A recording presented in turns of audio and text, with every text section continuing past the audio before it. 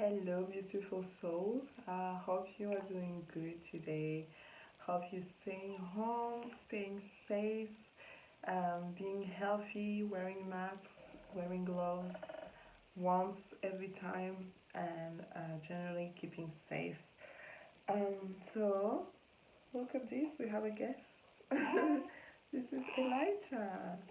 This is Elijah who's sleeping.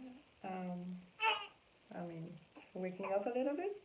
Like sleeping well only in my arms. So yeah, that's why he's with me in this video. So last video I told you about my birth story, and I told you that I will make a video about the third stage of labor. So this is the video, and I hope you will find it not only entertaining, but that you will find something useful in it. Again, this is my personal experience, so every woman is different. So don't take what I'm saying as, Bible. Like everybody has a different experience. So, if you actually want to watch my birth story and how this little man came into this beautiful earth, not for too long, you can watch it on my in IGTV or on YouTube. So, my birth story was not traumatic at all. Like, I had a pretty fast labor, pretty easy delivery, no pain relief and nothing. So, overall, it was pretty positive.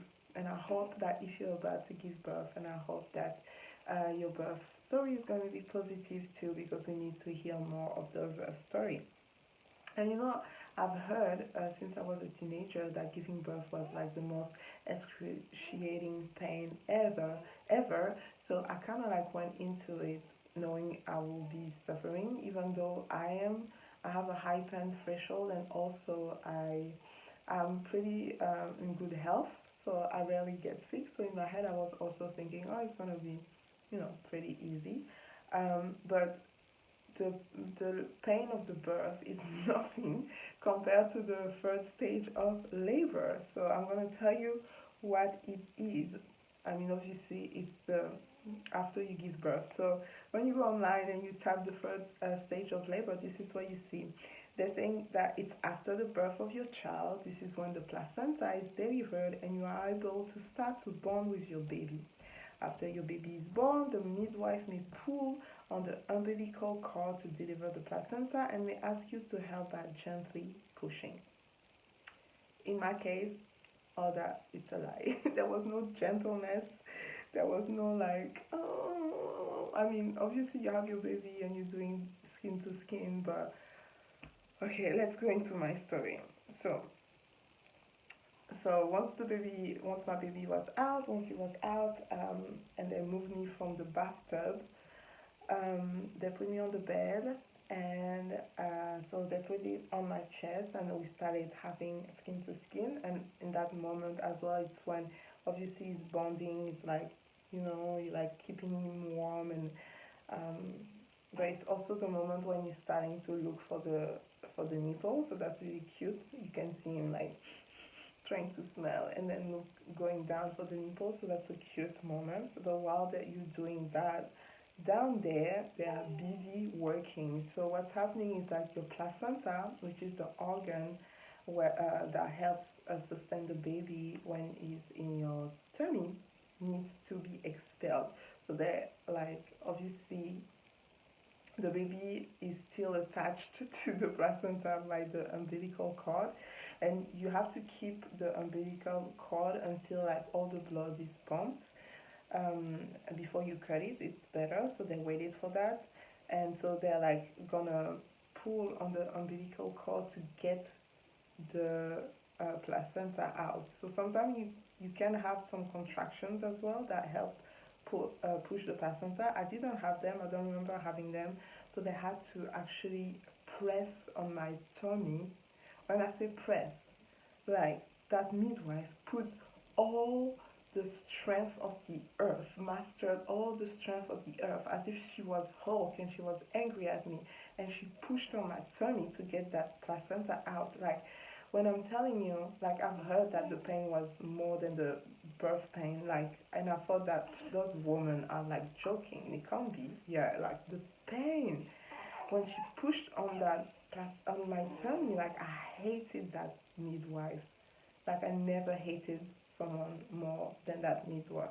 I mean, actually, the doctor who came after and stitched me up, I hated her as well. But man, like that was so painful.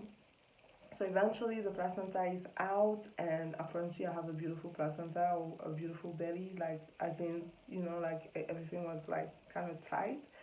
I didn't look down. Like I'm the kind of person, like I'm really visual. Like if I see something, I can't unsee it. So I was like, I don't want to see blood. I don't want to see. I know there's a lot of blood. Like the only few glimpses I caught was the Red Sea.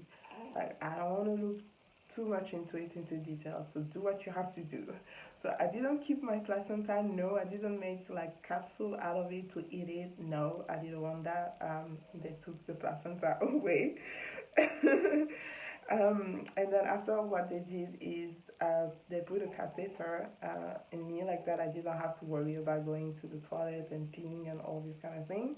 And then after, they called the doctor to stitch me up. So I had 3 tears and I could feel. And so the doctor took a while. So while the doctor was coming, I was able to like marvel at my baby and all that. And so when the doctor came to start stitching me up, they took the baby to weigh him and take care of him. And so I didn't have any distraction. So the doctor was in there, and then she was like just looking inside, and I was just dying. I was just like, what is happening? The pain is horrible. Then she's like, oh, okay, I'm going to give you some local anesthetic. So obviously it's in a syringe. That's when I needed a pain relief. So you remember when I told you during my labor, I didn't have any pain relief at all. Like this is the moment when I needed it, and I was really like, give me the drug, give me all the drugs you have, because the pain, she's, it was horrible. So they gave me gas and air. When I'm telling you, I was on this gas and air like a life support. I was like, like I never like inhaled so much in my life, but the heat was amazing. Like, I mean, obviously, I'm not here saying do drugs, but seriously, gas and air, it was the best 20 seconds of my life. That was so good when you hear it. And so she did what she had to do, stitch me up, which to me took forever. Like, it was so uncomfortable, so painful. Like, I hated it. Like, that was really the moment that I hated the most. All I wanted was to be left alone with my baby, and just like just rest, because I was tired, really tired. Um, so yeah, so that's basically the third labor, and then obviously after that, once you're done stitch up and all that, um, they took me to get a shower. I mean, obviously the dad cut the cord at some point, so I was, you know, free. Obviously, when they took the baby, before that, it cut the cord.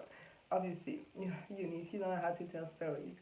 Um, so I took a shower, and then oh, that was the best shower as well. Like one of the best showers in my life. It was so good. And then they put me in my bedroom where I was supposed to stay for the next 2 days. And yeah, and so that was what I guess the end of the third stage labor. That was to me quite dramatic and painful.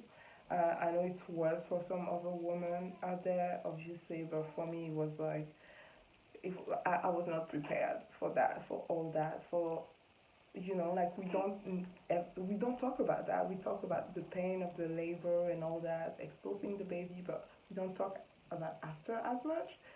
So it was like a surprise to me. So that's also why I'm doing this video, for you to know that once the baby is out, it's not the end.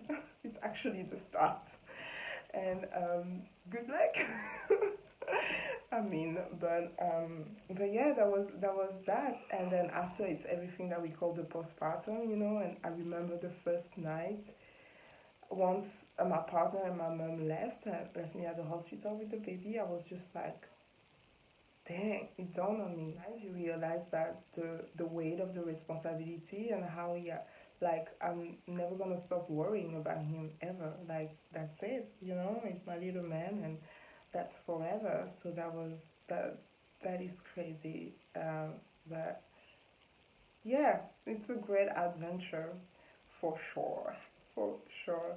So yeah, that was my video on the first stage labor. I'll do more video about my first month because he's 1 month today actually. So the first night, the first week, and all that, everything I went through, I just want to share it with you. And then if there's other mamas out there that feels like that feel like they can relate, just let me know. If you're about to be a mom, about to give birth, I really send you all my love and support and virtual hugs because in those times of coronavirus, more and more hospitals are limiting the number of people allowed in the birth room. So I know how valuable was the fact that my mom was there, my partner was there with me, and the fact that some ladies can't have that. It's seriously, I'm sending all the strength,